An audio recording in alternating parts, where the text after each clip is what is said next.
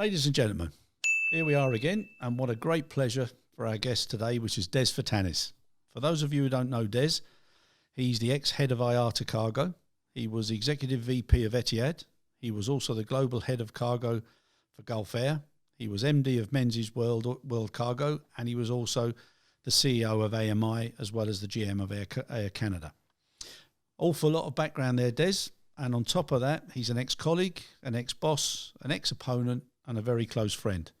So, Des, what are you doing now? Well, Chris, I thought I'd retired. I left in 2014 for what would be a nice, simple life with a family. But here am I, meeting up with you again, talking about hopefully our beloved industry. And it's a real pleasure to do my very first podcast. I didn't even know what the hell a podcast was until about a year ago. But here we are. So I'm quite excited. It's always good to see you, Chris. And I'm sure we're going to have a bit of fun. We will indeed, Des. And who knows, we might have a few slip-ups as well. Des, Portugal, that's where you went for your retirement. Still spending much time there? Chris, that was the aspiration and a half. Wanted to build the house of my dreams, or the villa of my dreams over there, thanks to the family support. Achieved that. And I thought I'd spend at least a good 6 to 7 months in Portugal every year. Coming up to my 5th anniversary of retirement, if I can accumulate 3 months, it's a blessing. That's what happens when you have 8 grandchildren in your life. What a gift, though, Des. What a gift. Oh, they are. They are indeed. Yeah, I've just got one myself now, a little girl, Nelly. Absolutely incredible. All the stories I heard people telling me about being a grandparent, I couldn't understand it. But now, everything. It's absolutely priceless, fantastic. isn't it? Absolutely Priceless. It is indeed. That's one of the benefits of getting old, eh? Apart from the aches and pains. Yeah, right? yeah. We'll come to them. Listen, I've got to tell you a story, Des, right? And it's happened twice now in my life. Once when I was doing a little speech at my son's wedding, but the first time it happened with you. And we were co-hosting a conference, and one of the voices in the audience, I heard him say, "My God, it's like meeting, it's like EastEnders meeting Downton Abbey." And I thought that was a bit unfair on you anyhow, because the only person I could imagine in EastEnders that resembled you, I think his name was Dr. Clegg. I'm glad you didn't say Dirty Den. No, not Dirty Den. And then on another time, they said it was like two ends of Darwin's scale. So again, I think it's a little bit unfair on you anyhow. Oh, well, I'm sure it was a compliment meant in many respects. To one of us anyhow. Yeah. Now, there's one of the things that we always looked on in the same way was customer service, customer experience. In your days now, and you look back, do you think there's been many changes, or the changes that are necessary? Well, I don't know, Chris. I think customers have always had and wielded great power. We've obviously always worked in a B2B environment, haven't we? So for us, we've had a changing customer. From the days when we first started, we really knew who the end customers were. But all through certainly the majority of our working lives, it's become literally a business-to-business environment. So I think we have been customer-centric, and we've tried to be customer-centric, but occasionally we just haven't had the right people with the right talent or with the right commercial acumen. Yeah, okay. And like I say, again, both of us were not exactly teenagers anymore, so we've got to be careful not to be like footballers who, when you look back, you were always better the older you got and the more you reflected on it. But we did less running, Chris. That's the most important. Let the ball do the work. I'd like to think so, Des. Yeah, I'd like to think so. For those of you listening, we played football against each other 35 years ago was the first time, and I remember you as always being a midfield maestro, always distributing and doing a lot of talking, Des. Oh, Chris, I thought I could at least, start as you mean to carry on, get everybody playing the way you want to play. Then I come up against an opponent like you, and then I'm thinking, oh, my God, I've got to stay away from him. So I was just grateful that I had a little bit of pace in those days. Otherwise, I didn't fancy coming up against a brick wall, I can tell you. Well, that's unfortunately, Des. I never had any pace, but I always wanted to kick anybody that did. No, it's great times. It was good times. Des, your route into this industry. How did you actually get into the industry? Chris, there's a story and a half, because I always wanted to be a teacher, would you believe? All my life, I thought I'd make a good teacher in some shape and form. And certainly towards the end, I thought, English and perhaps PE was, where I wanted to be. And to the credit of my headmaster, a fellow called Mr. Boland at the school, unbeknown to me, he'd even managed to reserve a place at Teachers Training College in Strawberry Hill. And so I thought my life was planned. And then one day I came home to see my parents, and as the eldest of 10 children, she and my father said to me, son, there's this job going, and we'd love you to go for it. I hadn't even finished my A-levels. I'm thinking, good God, what is this job? And she said, son, it's working for an airline called BEA. So I had to go for this interview, Chris. Well, to cut a very long story short, I came back to school. I never heard a thing for a month, and I thought my chances had gone. And then out of the blue, my parents ring the school reception, dragged me out of my geography class, and they said, we've just had a phone call from the airline. They want you to start on Monday, and this was Wednesday evening. So I started, Chris, for BEA Cargo as a cargo assistant, and I never looked back. And then when I told my parents 2 weeks later that I'm working for British European Airways, they were hugely disappointed because their purpose was that I join this airline so I could take them back to Burma, where we originated from. And I told them the furthest we flew east was Israel. They were very disappointed. But that's how I came into it, purely by luck. And when did you decide that the industry or logistics was the right one for you? I think in those days, when you entered a corporation, starting at the very, very bottom, you always wanted to prove yourself and try and do as best you could. And I was perhaps a little bit more fortunate than most. I did progress within BEA, but of course the big story was 3 years or 4 years after I joined BEA. Of course, was the integration between BEA and BOAC to create this, this beast called British Airways. And the opportunities that flowed from that. And I was very, very fortunate to come across the man who really shaped my career, and that was Jeff Bridges. On that note, one of the things that I always tell people is it's always better to work for a good manager than a great company. And because a good manager will be happy to push you forward, promote you, give you good feedback, not trying to protect his own position. Did you, apart from Jeff, can you remember who was your other mentors or who actually, put you on the right path, gave you good advice? Chris, I couldn't agree more, actually, because I can name several people all through the career. So when you first start, I always had a gentleman there called Ray Stubbs in sales. Ray was the guy who sort of initially, took me under his wing, basically showed me the ropes. And then, of course, there was John Smith. And then through John Smith, of course, I got, to meet this guy that appeared from the passenger division. We thought, what does he know about cargo? And Jeff proved everybody wrong by being really an iconic figure in our industry. But as I said, he shaped my career not just once, but twice. Once in British Airways, making me the guinea pig and sending me to Saudi Arabia in 1980. And then, of course, dragging me to Air Canada in 1991. So, I owe Jeff a great deal. I didn't know you went to Saudi Arabia. Oh yeah, I was when Jeff came along. We didn't have cargo experts in the field. They were very much UK centric. Yes, we had very good station managers. We had good station officers that had a little bit of experience in cargo, but there were no real cargo personnel. And if there were, they were more local personnel. And Jeff decided that he'd like to put a few experts, and I had at that time chosen to leave British Airways because of the frustration of the opportunities to progress. And he pulled me out and said he'd like me to be the guinea pig, and he could have sent me to, I thought, Tokyo. Perhaps he could have sent me to South Africa, maybe Latin America. No, he had to send me to Saudi Arabia. and so that was the very first posting, and that's where I went in 1980. And whereabouts? Jeddah, Riyadh? To Dhahran. It was then, Dhahran was the airport, and I lived in a lovely complex in Al Khobar. I met some great people, and from there, of course, I moved to Bahrain 18 months later because of problems with visas and poor Gloria and the kids, not being allowed to stay, thanks to a BBC documentary called Death of a Princess.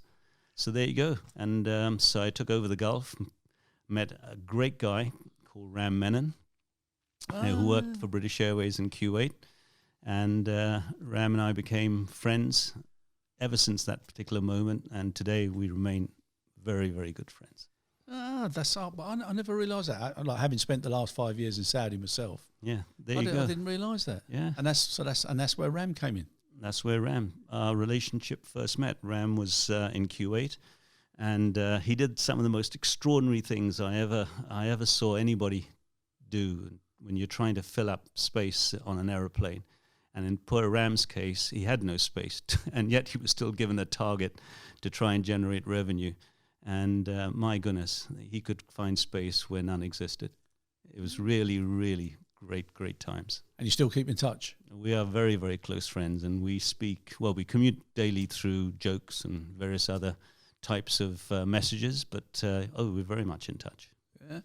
On the joke side of things, Des, I'm not going to ask you to tell a joke right now, but if you had to look back over your time, what would be a couple of the real funny stories that you remember?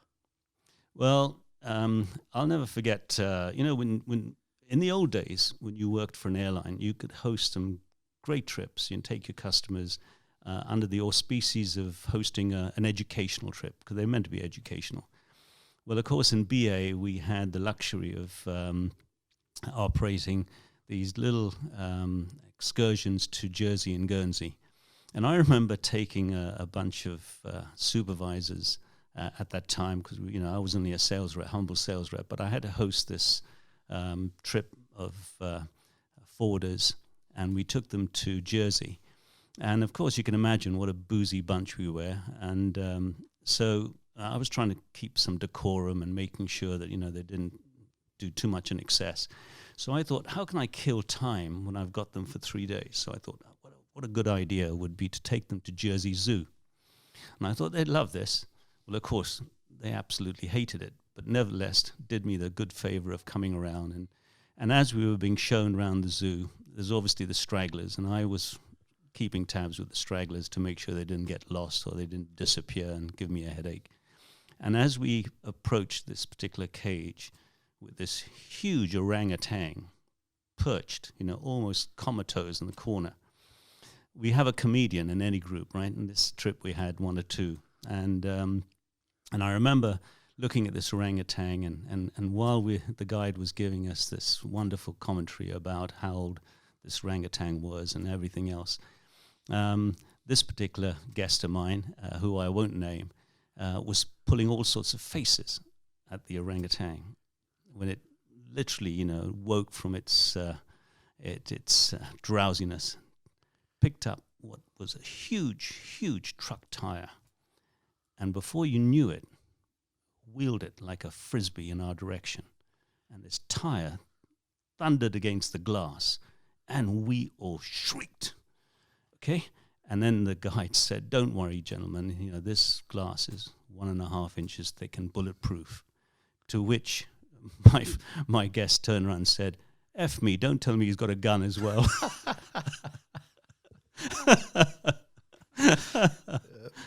So that was good. That was a good moment. And there was quite many like that. You always remember the sort of people you were with on trips. Yeah, and the camaraderie in our business has been great. And this is a people's business. And the one thing that really kept me in this industry all through the years is the wonderful people that we got to know, work with, who became, whether they were your competitors, whether they were your customers or your suppliers, you became friends. And through the very social calendar, were just brilliant.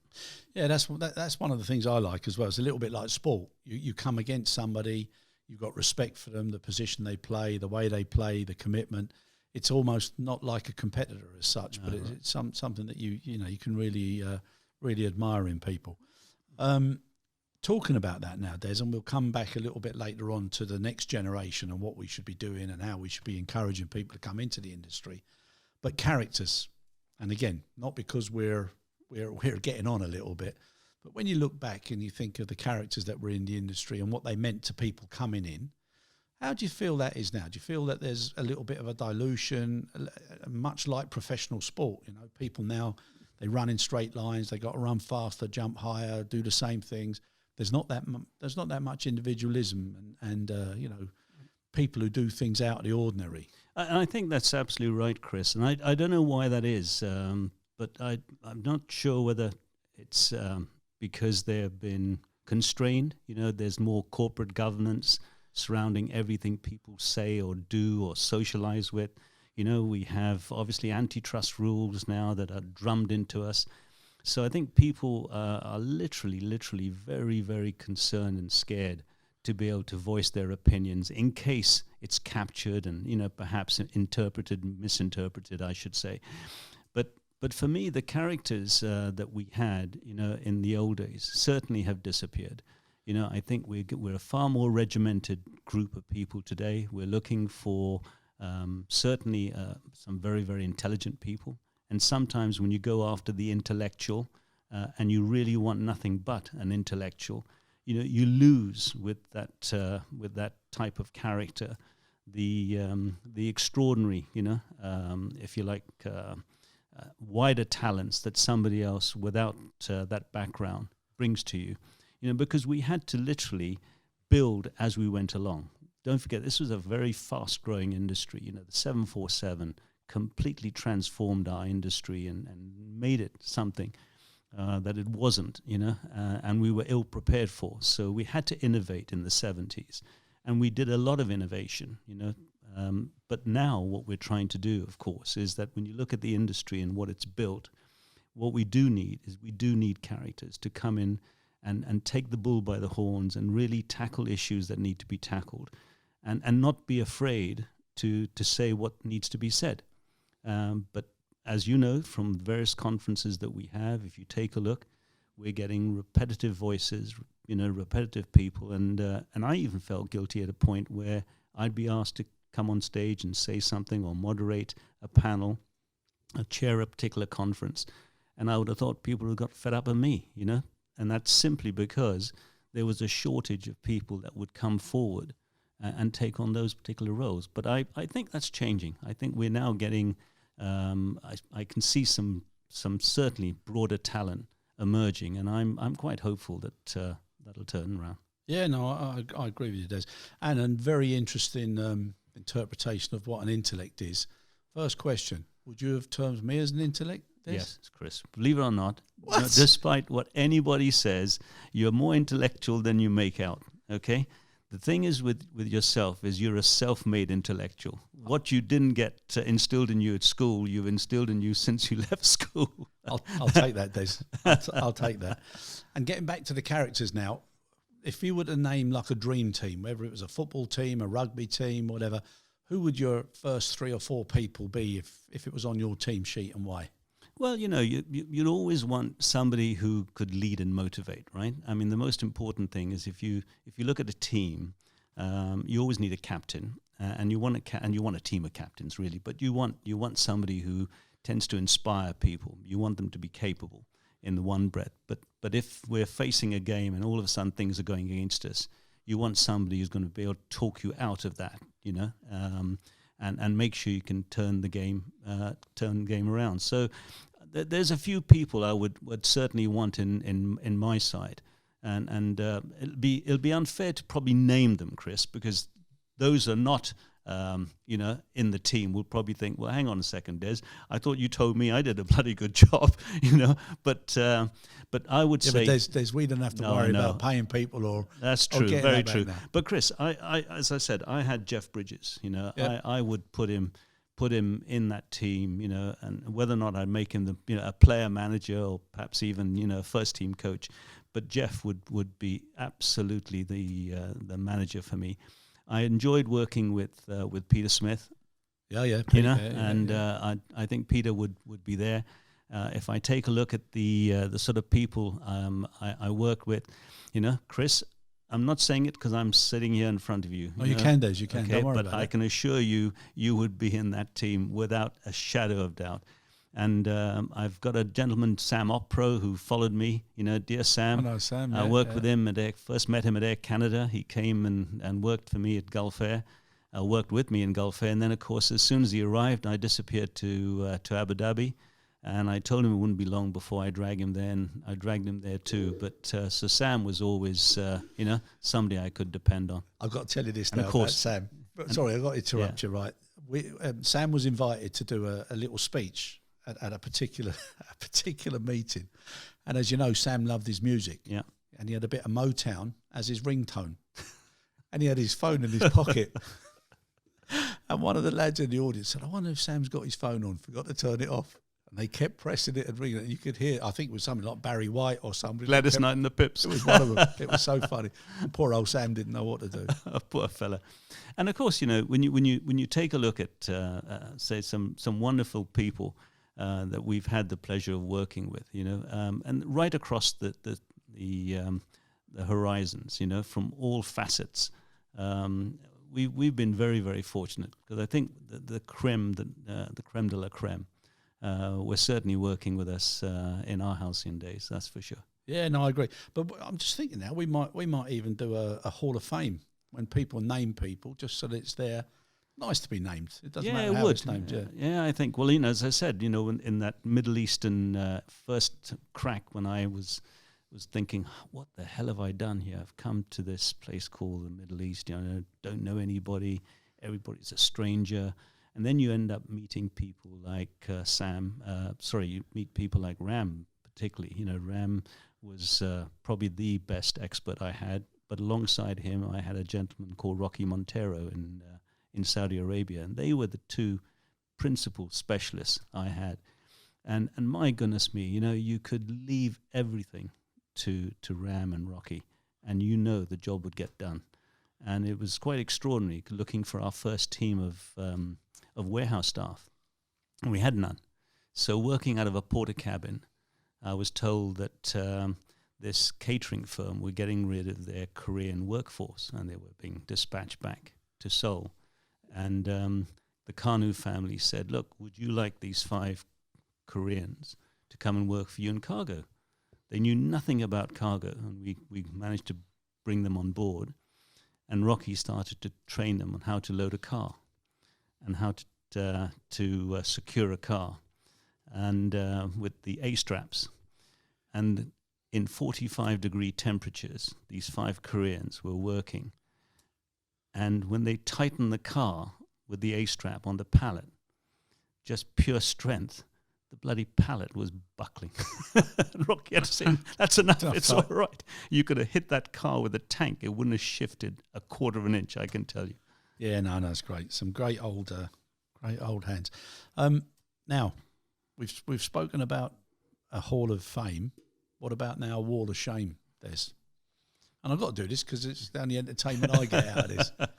So if you look back, and for me, I'm a firm believer as well, that the industry could have been, or still can be, so much better if people put their egos to one side, because ego is not your amigo in most cases, and people need to do things for the team and for the good rather than for themselves. And it's politics, it works everywhere.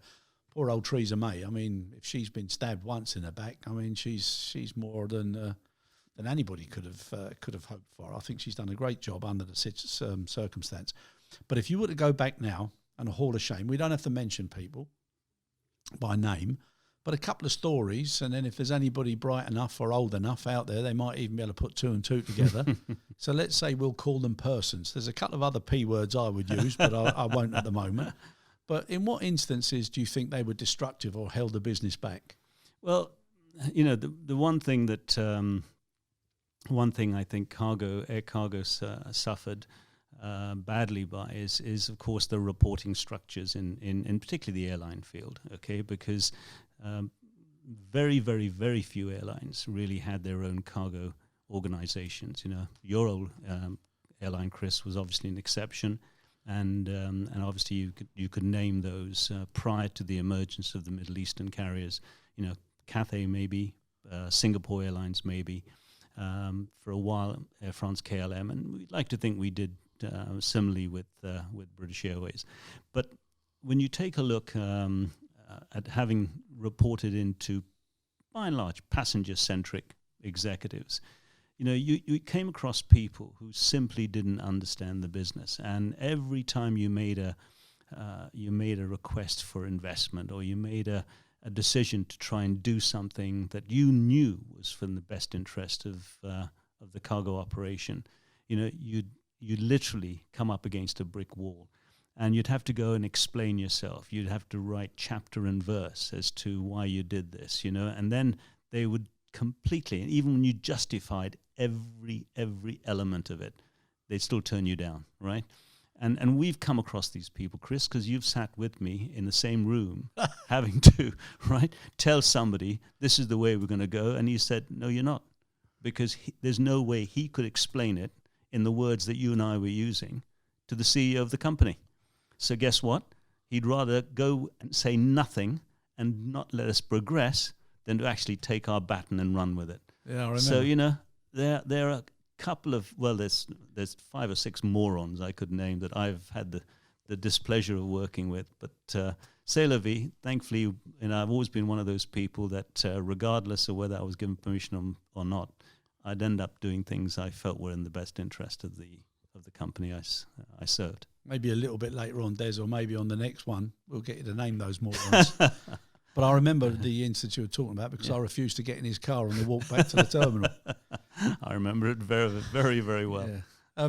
Now, on another note, Des, what would you say is something that people wouldn't know about you? If I was to ask you, throw something out there that nobody knows, oh, blimey, I would never thought Des would do that, or he did it, or just something. Well, I guess, you don't talk... Sorry, apart from that great big tattoo you got on your chest. I know. Don't tell the kids, right? Because I've always vetoed anything that scarred their skins. Don't worry about that. It's in a hidden spot. But no, for me, I guess it's more about your youth, isn't it?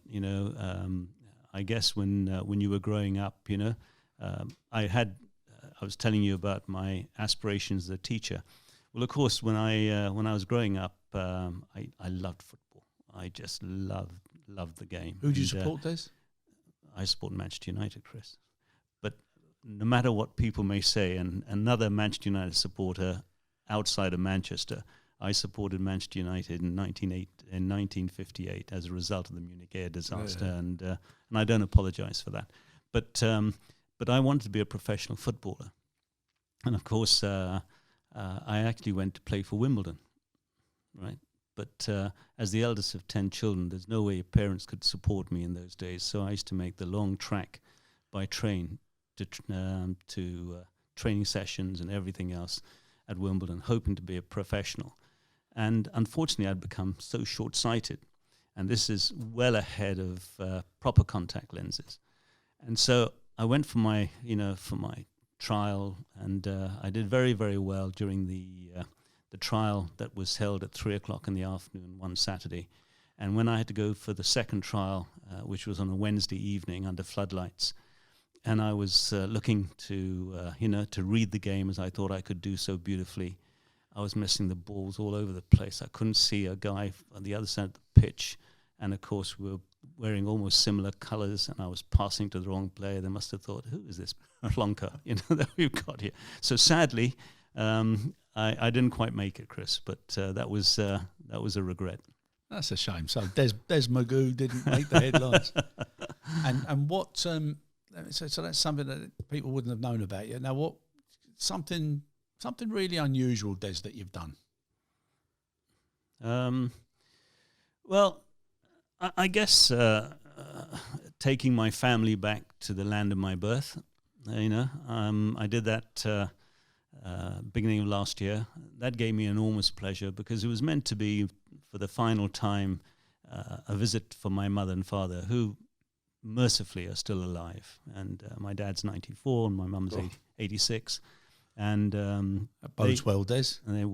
I certainly hope so. We'll be doing podcasts another 30 years' time. Well, Chris, I hope you're here to do that with me. Okay? So do I. We'll certainly name a few people then. Yeah.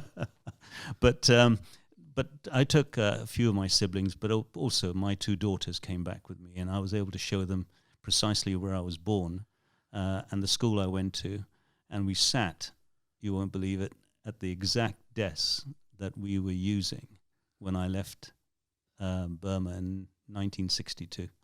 It hadn't changed. Oh, fantastic. One iota. That's fantastic. And what did the kids think?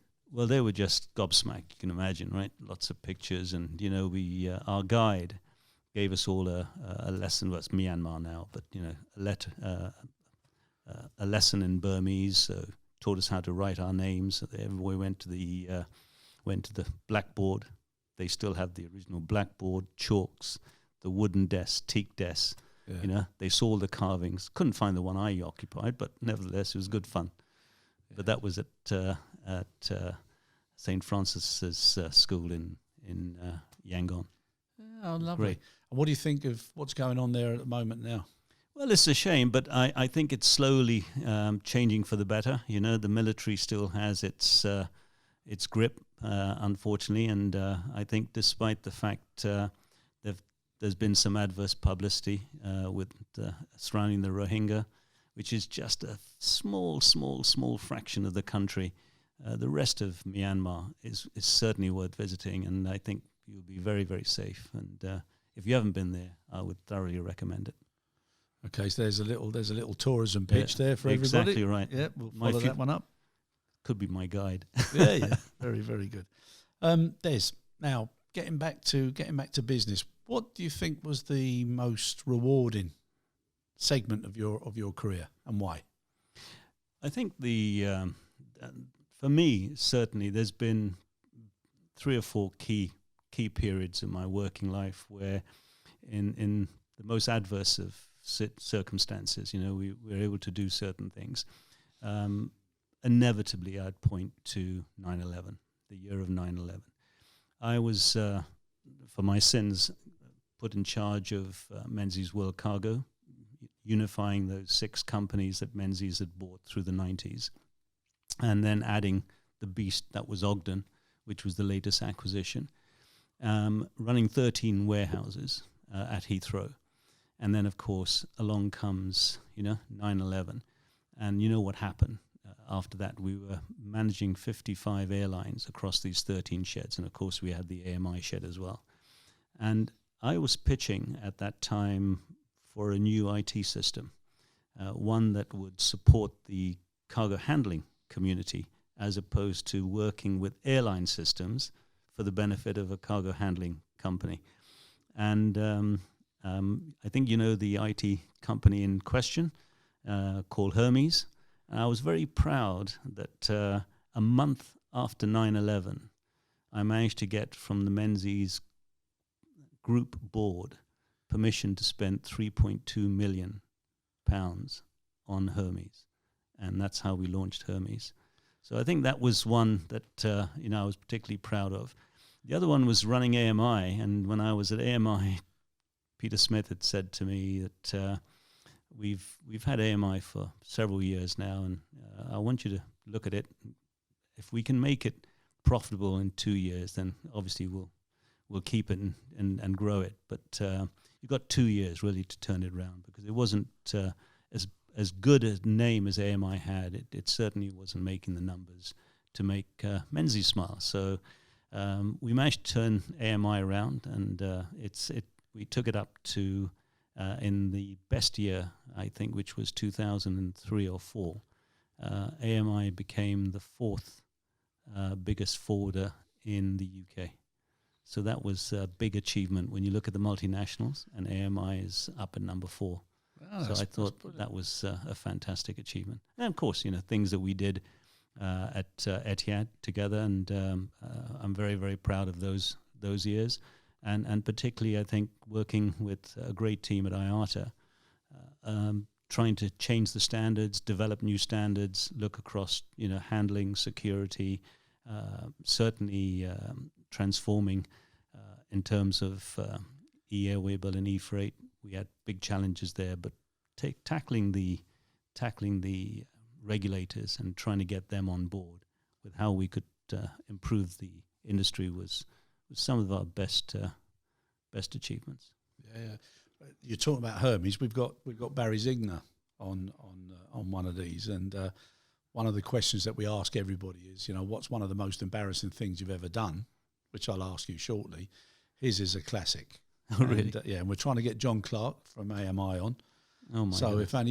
if anybody hears this and knows John, one of the questions I'll be asking him is to explain one incident where he was wearing an AC Milan shirt, and what happened when I barged through the door. So that'll be enlightening. So that's one. And then obviously James Hogan. Hopefully we're going to try and get James on as well. So that'll be good. Yeah. It'll be wonderful to see James. Yeah, it's always good.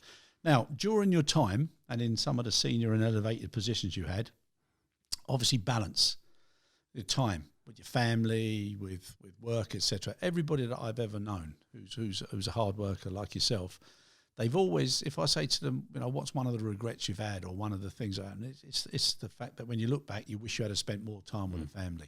And I'm pretty sure you'd say the same. Yeah. Now, if you were giving advice now to someone who's creeping up, what would it be on those particular fronts? Well, you're spot on in the sense that if I had to relive my life, I would have probably put up a little bit more of a fight in making sure the family came with me. But I was very, very fortunate in the fact that, Gloria, I had the best mother you could ever find on this planet. And when we had the hardships of Saudi Arabia, she really stood up and said that I'll take care of the kids. Wherever the job takes you, you go. But their education and stability came first. So, we decided to keep the kids back in the UK, and Gloria was father, mother, everything to them, mentor. And, of course, that's one of the regrets, because during their key years of their education, I wasn't really prominent enough to be able to assist, and particularly with our fourth child, who came late in life. All through her teen years, I was working in the Middle East, and she was back here. Yeah, but so what I would say is, don't be afraid, firstly, to take up those opportunities. I mean, sometimes people think that, you can't live separately and still survive. But yes, you can. If you do take the opportunity to go, I think corporations are a lot more amenable nowadays to try to accommodate families and than they were in those days. I think in those days it was probably a little bit more difficult because the political situations were perhaps a little bit more challenging than they are today. Yeah. But the one thing is, like myself, I've been married 35, 36 years, and friends and family say that we've spent a certain amount of years apart, so it's only really like 15 or 16. So, well, Gloria will tell you the reason we're going to be able to enjoy our 48th anniversary this year is because probably about 44 of those we were apart. Bless her. 48 years. 48 this year. Oh, so I know. That'll be a big one in 2 years' time, then. Absolutely right. That's if she hasn't killed me by then. No, she won't. She won't.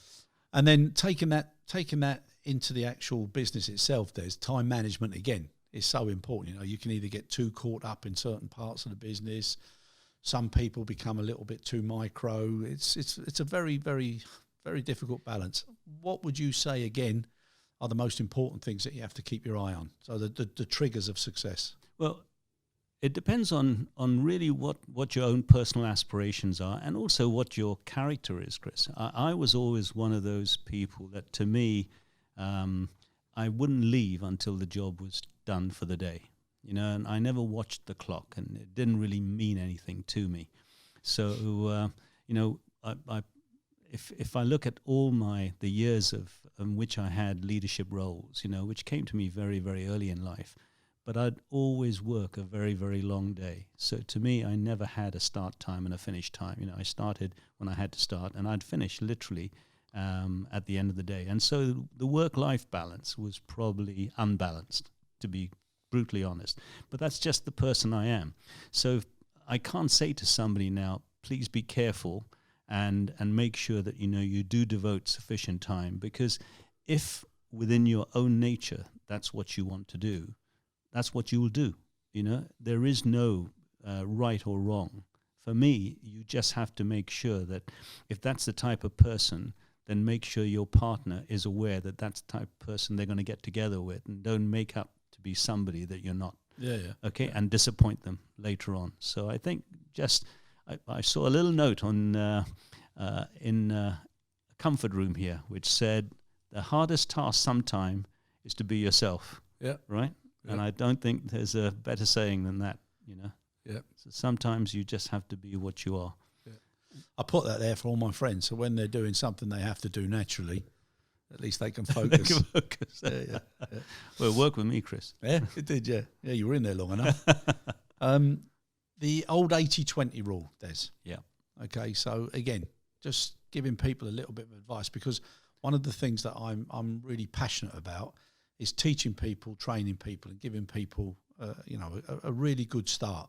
And I think personally, there's nothing better than seeing somebody that you can think, my goodness me, they've got some talent there, and then giving them a chance to be better, or somebody that they never thought they would or could or should be.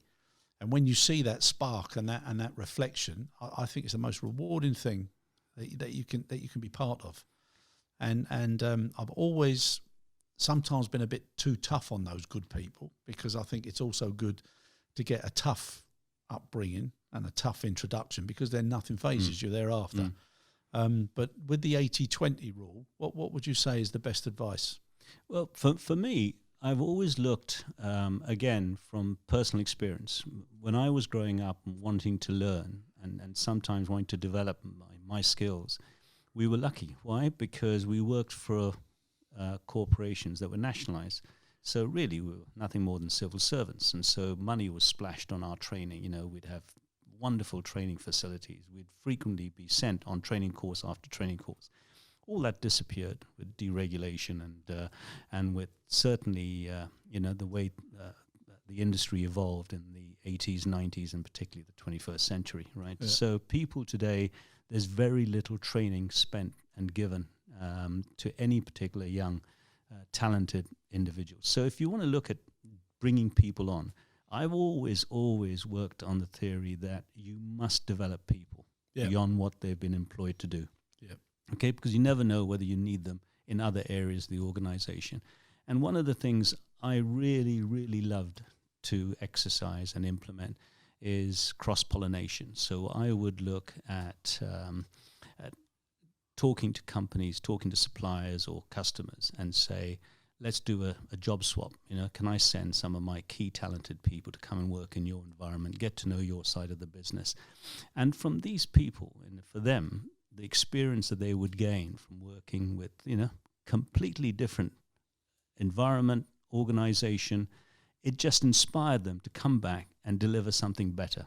That didn't help them develop their own skills for the job they were doing, but it gave them a much better understanding of the role they were fulfilling and how they had to satisfy the customers, because they could now see it from the customer's perspective.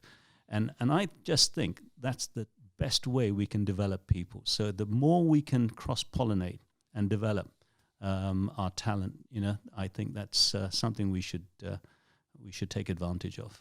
I know, I agree. Now, with introducing the next generation, okay, do you think it's being done enough now? Or do you think we're, as people say, the industry's not sexy enough, but do you think we're doing enough now to bring people in? Because when I started, I never knew anybody who sat in a classroom and said, I can't wait to get into cargo.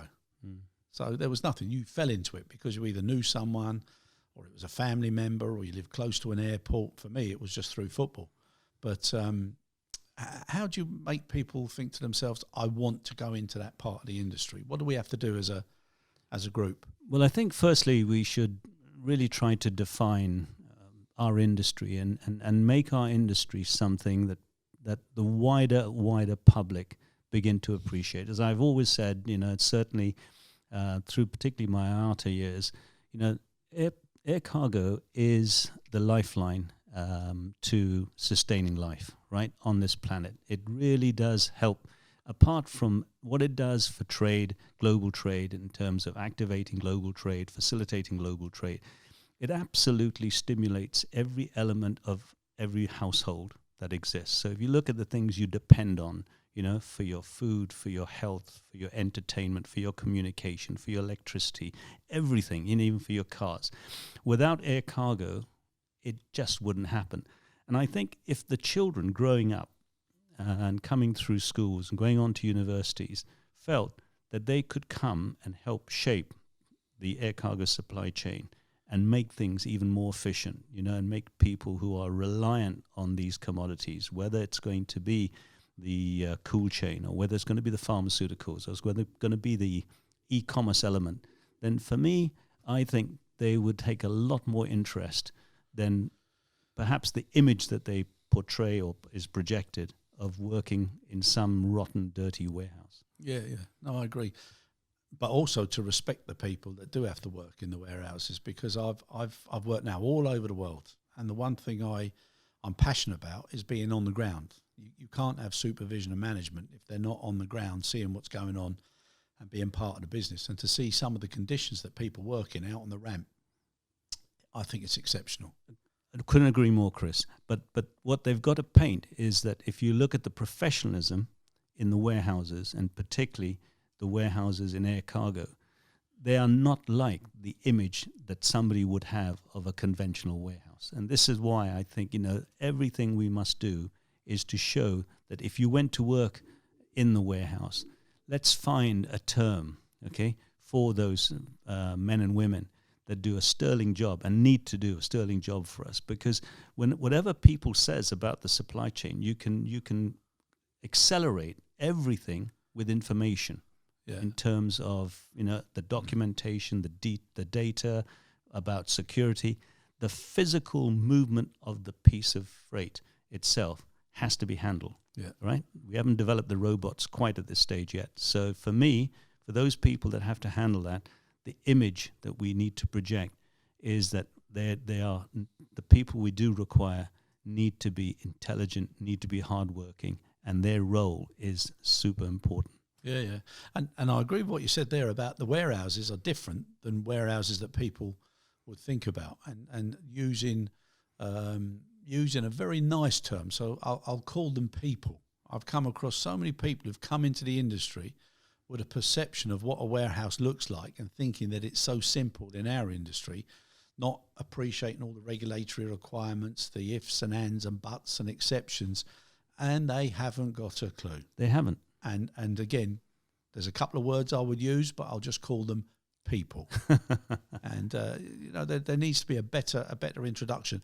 And going back, you mentioned several companies, and you also mentioned about the training. I have to say, and I will say every single time, the training I had at Lufthansa, and everybody I know from the Lufthansa early days and the Seeheim days, not only have they got some good funny and some fantastic life memories from Seeheim, but it was one of the best things that ever happened. The training was second to none. And everybody that I've met over the last 30, 40 years that had that same platform, they've all kept certain standards and a certain formula. And it's been very, very good for whichever company they've gone on to work for. So training for me is incredible. But it also is evident in the benefits then that Lufthansa gains from having that facility, having put people through that facility, right? If you look at all the byproducts of people that went through that training mechanism, look at what they've come to fulfill. Look at the places they've gone, in which to share that learning and enhance the standards in those countries. And this is where people have to understand, sometimes when you make these investments, you think you're not getting an immediate return, but you are certainly investing for the future. And I tell you, there's nothing better. Yeah, nothing better. And we were lucky in BA with facilities at Crane Bank, before that at Heston, and similarly, but nowhere to the type of location you had. Yeah. And that's why I don't understand at the moment. Everybody wants to do a little bit of something instead of all pooling together and having access to enough of everything. And it defies logic. Everybody, I don't know what it is. It's protectionism. It's all the things that are going on globally. Yeah. And I don't know why people aren't more open-minded, open-armed, and just get on with it. I think what they're probably looking for, Chris, is if you ask them they're going to be taken to Ackergill for a training course, they'll probably jump at it, right? Ackergill, what a place. For people out there who don't know, it's right up in the north of Scotland. And another incredible man in this industry, Bob Bingley, was the first person who introduced me to Ackergill. And basically, everybody turned up at a castle. You were greeted as if you were a lord or somebody very famous. The staff were outstanding. And you did so many different things there as teams and clans. And well, if people wanted to see customer service at its absolute best, nowhere on this earth would you find it better than at Ackergill. Yeah. And when you look at, as you were saying, Chris, when we arrive, they greet us. We're made to introduce ourselves by Christian names. All the staff get to hear you're Chris and Kathy, you're Des and Gloria, Bob and I can't think of Bob's wife. My goodness, Bob's going to kill me now. Jill.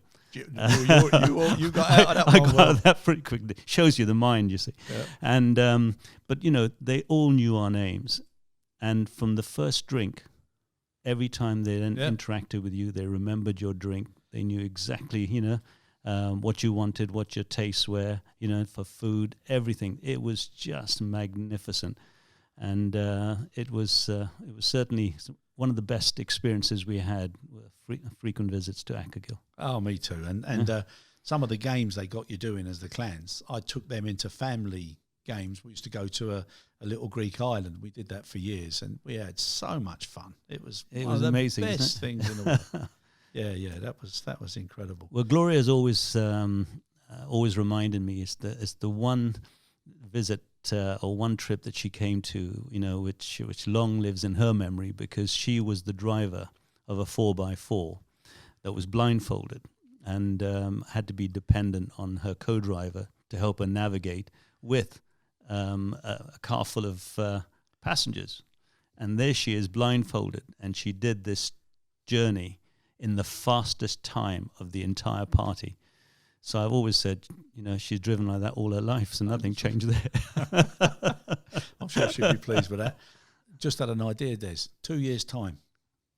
That's what you should do. Take some people back up to Ackergill. Back to Ackergill. Take the family up there. 50 years of married life. Yeah. Des, now, what keeps you excited and engaged? Because like you said, I heard you say on another another recording regarding conferences that 4 years ago, 5 years ago, you thought you were retired, but you keep going. What keeps you engaged and excited? Well, firstly, we're still in touch with a lot of our colleagues. I've named a few in this podcast, Chris, and it's always good to see them. You don't just switch off. Having worked for 46 years with people. So it's been good to continue the engagement. My old school friend, Roy Stapleton's in the business, so of course I've been trying to help him. And I've helped one or two other people who have been have helped me by publishing things that I wanted published. So whenever they've run events, they've asked me, as Parveen is going to be doing for the ACHL in September this year. I've done the same for a couple of other very, very close friends running Stat Times, Rupaj and Priyopatra. Whenever they've run their events in India and Africa, I've been very, very pleased to help them as well. And it's good to re-engage with people, keeps you alert.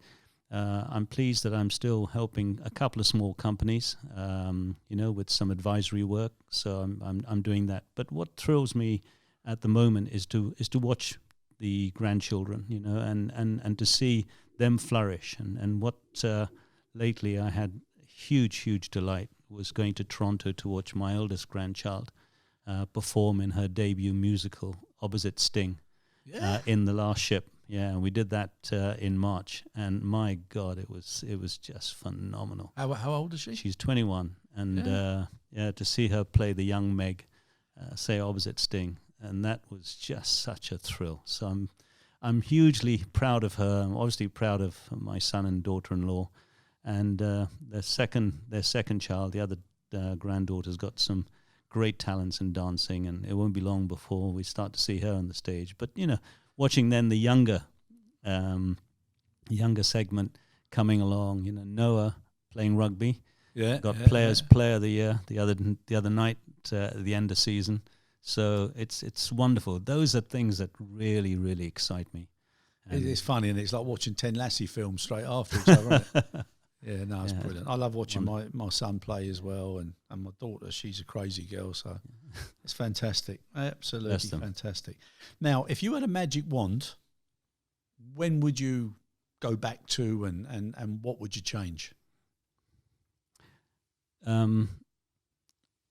If I could go back, I'd probably want to. I probably would want to go back to the beginning of the 21st century when I was at Menzies.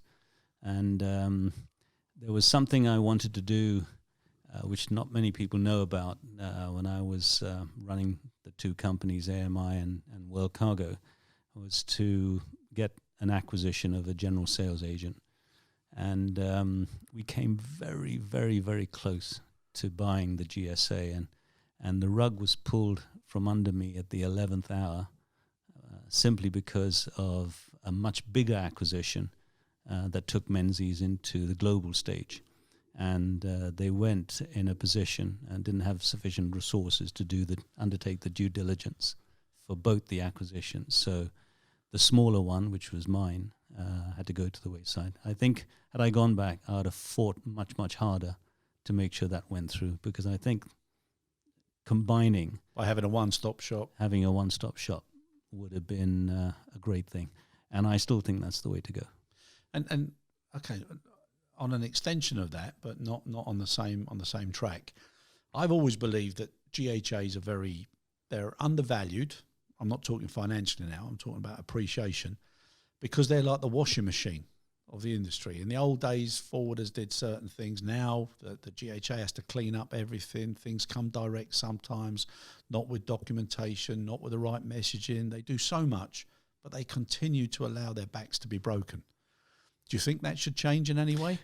It should drastically change. And the reason the GHAs never got their due credit, Chris, is if you looked at it from the people they served, once again, you're talking about the uneducated, right? So you're looking at the board, and the board's taking a look at two service segments. One is a GSA that generates the revenue, and one is a GHA that generates the cost. Okay? So guess which one they're going to target all the time and never give it credit is the one that's basically costing you money. The fact that it's doing probably the key job for you, which actually is the core of your business, gets forgotten. Yeah. Okay? So they treat the GHAs because it's seen as a cost, but the GSA, which is a revenue generator, is given a little bit more of a free ride. Yeah. Okay. Now they'll argue with me to say no, they haven't, because they just cut down the commission that we earned or whatever it is. But nevertheless, as long as they were generating revenue, the profile on the GSA was kept to one side, but the GHA was constantly under scrutiny. And I think what the GHAs could have done better was to be more visible at the higher levels of those airlines. Yeah, no, I agree. And also one gets more pressure and more regulation and restrictions, and the other one gets more freedom and flexibility, and they consider flexibility to be the positive rather than flexibility turning into complexity when you're doing on the operation side. Correct. So. And the other one's also got some huge fixed costs, particularly with the lease on the most expensive piece of real estate at an airport. Yeah, no. Yeah? To carry that burden. Inland coastline. Absolutely. Yeah. Now, also GHAs and the industry, e-commerce. Okay, now I always think e-commerce is something that most of the people haven't got a clue what to do with it, and it's so small but so big at the moment, and it's only going to get bigger.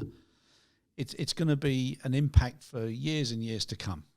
Now, airlines aren't sure what to do. GHAs haven't got a clue what to do with e-commerce, forwarders, everybody. I just don't understand why people, again, don't get together and do a front-to-end supply chain consistency and have a common approach as a team rather than everybody assuming that they should be doing something because this e-commerce is going to be the magic wand. Chris, if you turn the clock back, to the time where, as airlines, we were handling lots of small parcels. Yeah? In the old days, before the consolidation really, really took off, we were handling nothing but smalls, right? The average shipment used to weigh something around about 18 to 24 kilos. Then it grew to 60 to 70, went up to 150.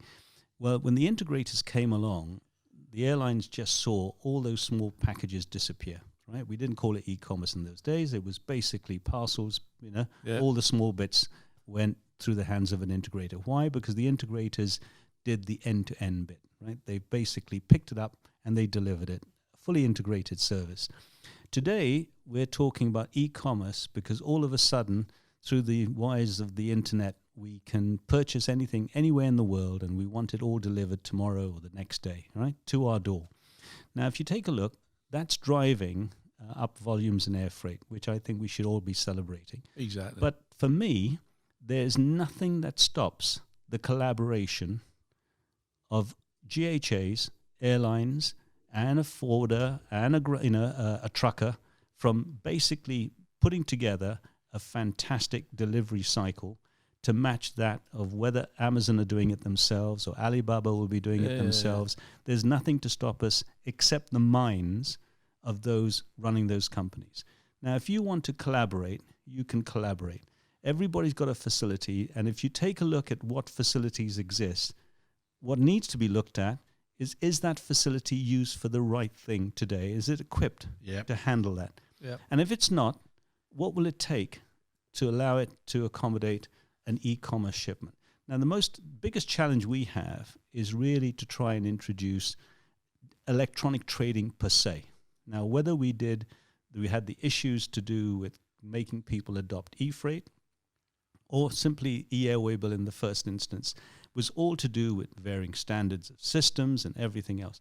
None of that should be an obstacle today. Yep. None of it. Yeah, totally agree. So to me, when people say, we need a last mile supplier, we need a first mile supplier, there are hundreds of them, right? Yep. And it just says, if you want to be in the e-commerce market today, you can take an existing ground handler, go and talk to that representative today, and I can assure you, bring all the parties together, there will be a system capable of it providing that completely integrated supply chain for e-commerce. Totally agree, Des. Totally agree.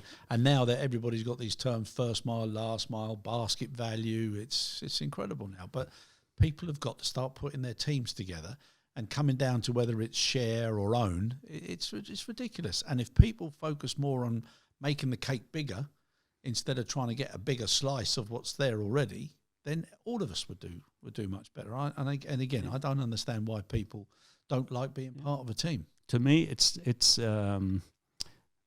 I call it having the balls to do it. Yeah, no, exactly. Good. Now we're getting there. Des. Sorry about the expression. That's okay. I'm happy with that one. Now, pharma, another thing for the poor GHA. The investment that people are putting into pharma now, because it's the panacea, it's a high revenue, it's always growing, etc. Do you think that'll run out of steam? Do you think people will do the same now and put the same pressures on pharma as they did with all other kinds of cargo, and the revenue opportunities will start to drop? Well, I just think that we're playing catch up, and the right investment is finally being made in the facilities to transport material that are so fundamentally important.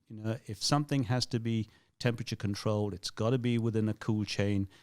Long gone are the days where, if there was a variation because it transits in the Middle East, people say, well, hopefully nobody will find out. Now they've got the wherewithal to be able to measure every single blip. Of course, people are having to make the investment, and I don't think that's come at a wrong time. And I just believe if they're working on pharma today, tomorrow it'll be another commodity. But slowly and surely, the right investment is going in to the supply chain to carry the commodities that are precious to every one of us. Yeah. And more definition on products. And more definition on products. Yeah, and solutions. Des, we're getting near now to wrap up, so we're in the last few minutes. I just want to ask you a couple of questions again now, coming back to yourself. Music. What's the song that makes you bang, that makes you want to get up and dance, takes you to a beautiful place? It's funny, isn't it? When you talk about music, people they don't think you can transcend generations, right? They think that if you're an old fart, you'll want to record, you'll either be a sort of an Elvis Presley and Cliff Richard guy, or you come forward into the 60s and you're a Beatles man or a Rolling Stones, But growing up, of course, when I came to England, to me it was about Motown. And I was a big Motown fan. Days, yes, absolutely indeed. A big Motown fan, So I've always been a great lover of that type of music. But my two favorites, believe it or not, weren't Motown. It was Simon and Garfunkel. And for me, I bought every CD of Simon and Garfunkel, LP of Simon and Garfunkel. And to this day, my kids absolutely take the mickey out of me because the only song whose lyrics I can recite from start to finish is a Simon and Garfunkel. Every other song... Which one? Bridge Over Troubled Waters? No, or? it's The Boxer. Oh, the box. Okay. Okay. And Sounds of Silence. Because I think that's what they wish when I'm singing. Okay, very good. But if you had to get up and dance now, Des, if Gloria wanted to grab you up, what would be the one that would get There's you up? lots of catchy music in there, Chris. I mean, I can't recollect any, off the top, but I do like some of the, I mean, you've asked me a real good one here and trying to rack my brains. But to me, I'm watching and listening to my kids and my grandkids in particular, right, play their music. And while some absolutely horrify me, there's others that becomes very, very catchy. And when I'm making them breakfast in the morning, my grandson Noah turned on the radio the other day, and he listening to some catchy number, which for once I didn't mind listening to. And by the time I dropped him to school, on the way back, walking all of 4 minutes back to his mother's house, I was bloody whistling this damn song. So I couldn't believe I was doing that. But, dancing on the ceiling, something, that type of music. There was a couple of Robbie Williams songs, and I'll always remember seeing my son Andy dance to one of Robbie Williams' song. And I must admit, whenever I hear it, I tend to sort of try to imitate his dance. No, badly, very badly. Doesn't work, mate. Yeah, it doesn't work. And what about books? Do you read? I do read. I've been trying to catch up a little bit on some biographies of late of people. I've admired Alex Ferguson, obviously. I read his. Well, read a couple of his. Read his. But in terms of fiction, I'm a big Jack Reacher fan. Yeah. So Lee Child, I first took up Lee Child many, many years ago, before any of the films were even thought of. And so I sort of tend to like Lee Child, and the other one, of course, is John Grisham. Yeah. So I'm a Grisham and Lee Child fan. So twists and violence, huh? Absolutely right. And not in that order. No. Now, everybody likes to be remembered. Okay, and I'm a big believer that if you make memories, people will always remember you. How would you like to be remembered by people, Des, in or out of the industry? Well, I think people always make up their own minds, but I'd like to think that when they reflect on my name in the past, name in the future, they'll think of somebody who were always good to them. Always tried to develop them. Encourage them, give them an opportunity, was a good supplier, good customer, but all in all, whatever I said, I did, and whatever I did, I said. So, what you saw is what you got. And I'm very, very proud that I've had the opportunity to work with lots of good people. I've been more fortunate than others, and I do acknowledge that without a question. But I'd like to think that people will look back and say, "Yeah, he was a good bloke." Yeah, that's nice, Des. And last one, bucket list. Anything you'd really like to do, or anything unusual that you feel you haven't done yet that you want to do? Well, I just would like to spend a lot more time in Portugal. I think Gloria's always wanted to go to Hawaii. If I could take her there, it'd be certainly one that I've promised her so many things in her life. And coming up to our 40th anniversary, there's still, if there's 5 things she wanted to do, 4 are probably still outstanding. So I want to make sure I fulfill at least the other 4 in the not too distant future. But there's 1 or 2. She always wanted to go to a tiger sanctuary in Thailand, so we managed to get that done. And she's incredible with that. I think she wants to go to Hawaii, probably. If we can make that happen for her. But for me, I'm just simplistic.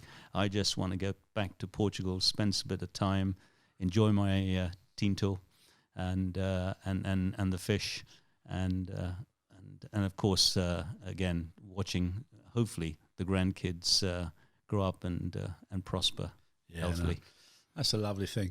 And from a business perspective, I need to give you a little bit of advice. Whatever moisturising cream you're using, you need to patent it, Des.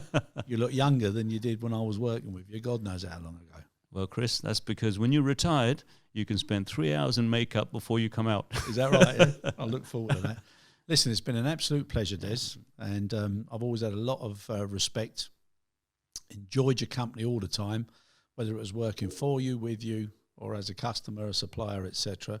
You're an absolute star. Is there anything you'd like to say to people, what you're doing now, how they can get in touch with you, etc.? Well, firstly, let me say, Chris, it's been an absolute pleasure. I've really, really just enjoyed this. It's been a great chat. Lovely to reflect and catch up on great moments we've shared in the past. Certainly, if people want to get in touch, I'm currently acting as a non-exec chairman of the board for eCargoWare, an IT company in the air cargo industry. I'm sure they'll do well in the future. And I was helping WCA following their acquisition of Elite GLN. So I can still be around, and I'm sure that if they look at the eCargoWare website, I'm sure they'll find a way of getting in touch with me. Okay, and obviously this recording will be on the website as well, Des, so I'm sure people will be getting in touch, if nothing else, to try and get one of the coveted places for the Ackergill in 2 years' time. 2 years' time. Well, I look forward to, catching up with a few friends, maybe in Paris later this year, hopefully with you, Chris. Yeah, no, I look forward to seeing you there. So thank you very much again, Des. Pleasure, and my friend. really appreciate your time. Thank Lovely. you. Thank you, Chris.